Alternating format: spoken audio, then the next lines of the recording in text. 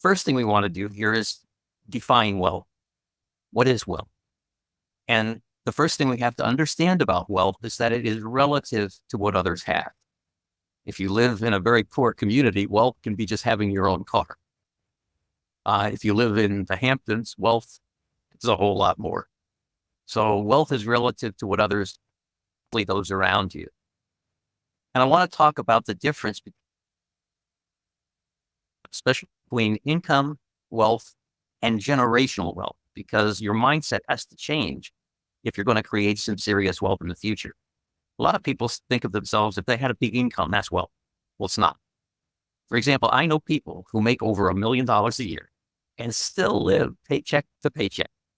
No matter how much they have, they spend it. They want more. They don't have enough, and their income, no matter how big it gets, they never have enough. So having an income is not a marker of wealth. Also, income can stop. You can get sick. Things can happen. The income goes away. The economy changes. Things change. And putting away a nest egg from your income may make you feel more secure, but it's not wealth. So I want to dispel the notion of having a big income is somehow wealth. It's not. So what about?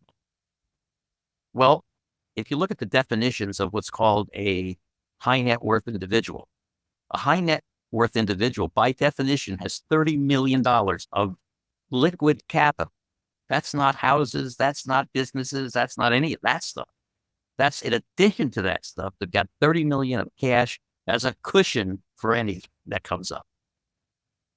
If you have less than 10 million of liquid capital, you'll be constantly in want of things you can't afford, because the people around you, when you have that money, will also have more, and you're going to want more. And there's going to be things that you can't have because that you need in order to compete with those people or be in with those people or whatever that notion. And so the idea for most people who haven't created wealth, well, if I had $10 million, I'd be wealthy. Well, until you have 10 million, and then you won't feel very well. But then there's this thing called generational wealth.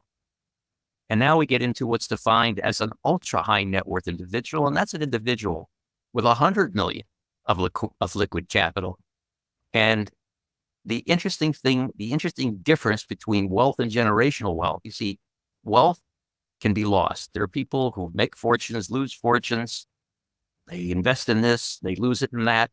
If you can lose your money, you don't have generational wealth. You have wealth, but you can lose it. Generational wealth can't be lost. It's when you've got billions and literally so much money, you can't spend it all. You can't misinvest it all.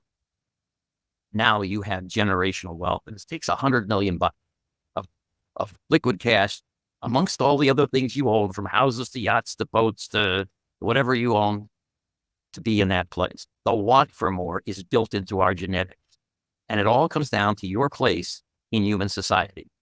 That is ultimately how wealth is really defined. It's defined relative to your position, your place in human society. So we're going to take a little bit of time here, and we're going to understand how human society is constructed. We're not going to spend long here because this isn't the reason we're here today. The reason we're here today is to learn how to create wealth, multi-generational wealth. But it's important to understand its position, its status, its reason for being. What is wealth all about? So one of the things that you're going to want to do as a result of today is you're going to want to understand what your own goals are with respect to wealth creation. And before establishing your goal, let's look at the harsh reality of human history. Okay, and I'm going to divide things into just 3 or 4 categories here: survival, prospering, getting rich, and building multi-generational wealth. They're very different, but they represent stratas of society. Since the world was first created, there are bosses and there are workers. There are kings and there are serfs. And all of life is organized around who gets to spend the output of the serf. If you're in that survival mode, you're living as a serf. Now, we don't call us that today, but in the course of human history, if we're surviving, we're living as a serf. To get to that point where you prosper, where you are is you support the wealthy. who own the output of the source, so that you're a supporter of those wealthy people, but you can still prosper in that strata. If you're going to get rich, okay, that means you're going to join the junior league of serf output owners. And if you're going to build multi-generational wealth, you're going to own the output of the serfs. That's the harsh reality of the structure of human society, but that's where you have to determine your place in that social strata, because everything you want in life is already owned out there by somebody. It's already part of the structure, and you're going to have to decide at what level you want to participate in human society. And part of that is determining for yourself at what level will you find true happiness. My suggestion is finding happiness in the journey itself, doing what you love. That's part of it. And it's one of the reasons I happen to love being in business, because I love business and I love the things that I do. So whatever level I achieve in the strata of human society, I'm having fun and I'm happy all the way. And I think that needs to be part, because this mindset we're going through today is really important for you to determine for yourself the true level of wealth creation that you want to achieve for yourself and your family. There are always obstacles. And part of the journey is how you overcome those obstacles. And how you overcome those obstacles is a function of your knowledge, tools, and experience.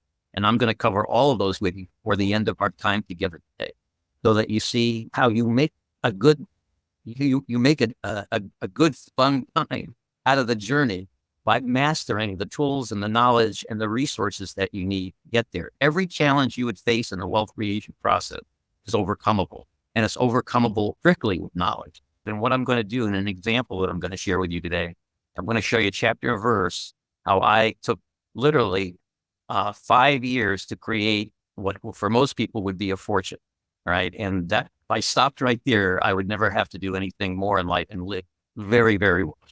Very well. I'll show you that before we get done.